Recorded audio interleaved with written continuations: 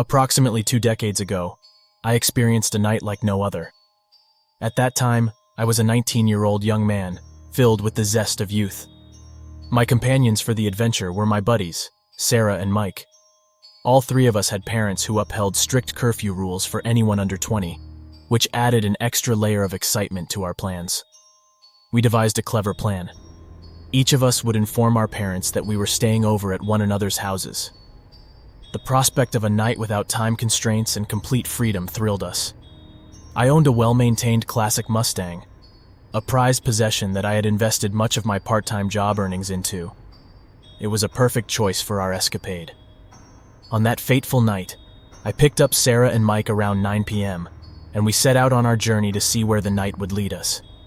We meandered through the city streets, grabbed a late dinner at a local diner, and leisurely cruised around our neighborhood until boredom began to creep in. The night was unfolding differently than we had expected. As we contemplated our next move, a daring idea struck us. Let's embark on a road trip to a neighboring state's tourist hotspot, which was a 90-minute drive away. By the time we arrived, it was well past midnight, around 1:30 a.m. to be precise. The area seemed quiet, with most places closed for the night. Little did we know, our adventure was about to take an unexpected turn. We found ourselves driving down a dimly lit street, the only source of illumination being my Mustang's headlights and the distant glow from a few houses and businesses set back from the road. The street was lined with parked cars on both sides, and it was in this eerie darkness that I noticed a vehicle emerging from a parking space behind us, closely tailing our every move. This mysterious car had its lights off, slowly inching closer to our rear bumper, causing Sarah, Mike, and me to exchange worried glances. We were just naive 19-year-olds at the time. As I peered into my rearview mirror, I realized that not one, but 2 vehicles were trailing us, one following the other closely. Panic set in as the car directly behind us began flashing its lights intermittently, as if trying to communicate something. It even made several attempts to nudge us, forcing us to disregard stop signs and traffic lights. With no cell phones at our disposal, all we had was my trusty engine, and I was prepared to make the most of it. We unanimously agreed that our best course of action was to reach the highway and try to shake off our relentless pursuers. Before we knew it, the car behind us started flicking its headlights on and off repeatedly, trying to disorient us. At times, it came dangerously close to ramming us from behind, while the other vehicle positioned itself alongside us, and I locked eyes with the driver momentarily. His unsettling smile sent shivers down my spine. Meanwhile, the second car continued to tail us closely, pushing our speed to around 90 miles per hour. Both vehicles were clearly attempting to collide with my Mustang, one from behind and the other from the side. I slammed on the gas pedal, pushing our speed to nearly 100 miles per hour, in a zone where the speed limit was less than half that. Suddenly, we encountered 2 police cars driving side by side, and my heart soared with relief. I pulled over without hesitation, and when the officer approached my window, I recounted the harrowing chase we had just endured. He began to scold us for breaking curfew, but our terror escalated when one of the pursuing cars sped past us. Frantically, I informed the officer, who immediately radioed for backup. Further down the road, another patrol car successfully apprehended the fleeing vehicle. Later, the officer who had pulled us over confirmed our suspicions. The individuals following us were notorious carjackers in the area, and both were subsequently arrested. Although I received a speeding ticket, it was a small price to pay for keeping my beloved Mustang and ensuring our safety that unforgettable night. Don't miss out on the bone-chilling thrills. Subscribe now and prepare to be haunted by the horrors that await.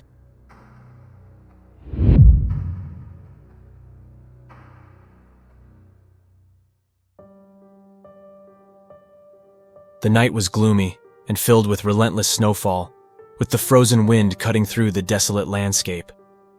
I was the only car on the empty road, driving back home from a friend's house. As I turned onto a meandering road lined with bare trees, I spotted a figure trudging along the roadside. It was a man completely soaked, the icy rain clinging to his clothes. Feeling a sense of duty to assist, I pulled over and lowered my window. "Need a ride?" I called out to him above the howling wind. The man hesitated for a moment, then approached the car and got into the passenger seat. As I drove, an uneasy feeling washed over me. The man remained silent, staring straight ahead with a vacant expression. He shivered, despite the heater on full blast. I attempted to engage in small talk, but he seemed uninterested. He simply mentioned he lived in an old cabin down the road. After a few minutes, we reached a junction on the road. I asked him which way to go, but he didn't respond. Instead, he pointed down the left path. It was a narrow, twisting road leading further into the forest. I hesitated for a moment, then decided to follow his instructions. As we drove, I noticed the absence of streetlights, and the trees were so dense that the snow barely made it through the canopy. It was pitch black, except for the headlights illuminating the road ahead. After what seemed like hours of driving down the Eerie road, the man spoke up. "You need to stop the car now," he said in an emotionless tone. I stopped the car and turned to him, but he was fixated on something beyond the headlights. "Is everything okay?" I asked, but he didn't respond. I turned to see what he was looking at, and saw a figure standing in the middle of the road. It was a woman, drenched like the man. She had a wild look in her eyes, and was brandishing a large knife. Panic surged through me, and I hastily reversed the car, but the woman leaped in front of the car and slashed at the windshield with the knife. I hit the brakes hard, and the car skidded to a stop. The woman circled the car, pounding on the windows and laughing maniacally. I tried to start the car, but the engine wouldn't turn over. It was like it had died completely. The man suddenly turned to me, his eyes wide with fear. "We have to get out of here," he urged. "She's going to kill us." We both got out of the car and began to sprint down the road. The snowfall intensified, and the wind was so strong it felt like we were running in slow motion. The woman was still chasing us, laughing maniacally. We eventually reached an old abandoned cabin which he claimed was his home, and we rushed inside, slamming the door shut. The interior of the cabin was even more unsettling than the road outside. The furniture was covered in dust and cobwebs, and there was a musty smell that made my nose scrunch up. The man and I huddled in a corner, listening as the woman pounded on the door and shouted threats at us. We could hear her growing angrier and more unhinged.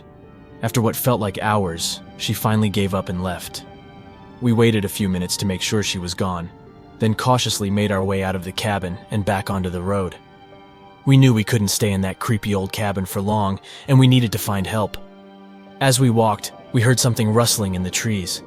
We froze, not wanting to attract any more attention from the woman or anything else out there. But then a figure emerged from the darkness holding a flashlight. It was a park ranger who had been out looking for lost hikers in the storm. He saw us and rushed over, asking if we were okay. We explained what had happened, and the ranger radioed for backup. Within minutes, a team of police officers arrived, and they searched the area for the woman. They eventually found her hiding in the bushes, still clutching the knife. It turned out that the woman had escaped from a nearby mental institution during the storm. She had been on a rampage, attacking anyone who crossed her path. The man and I were lucky to have made it out alive. After giving our statements to the police, we parted ways, both shaken and traumatized by the night's events. I drove home grateful to be safe in my own bed, but unable to shake off the feeling of dread that lingered with me long after the snowstorm had passed.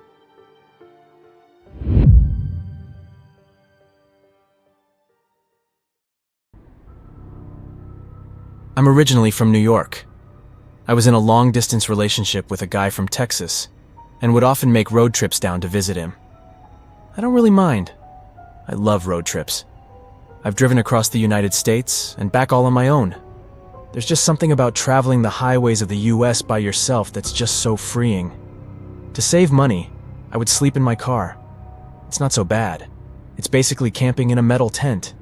It makes you feel like you're really roughing it. I just reclined the seat back, kept the key in the ignition just in case, and dozed off. No, I don't put anything up to block the windows for privacy. Maybe I should have. The trip down south is a comfortable 2-day drive. My stop would usually be somewhere along the Tennessee-Alabama border.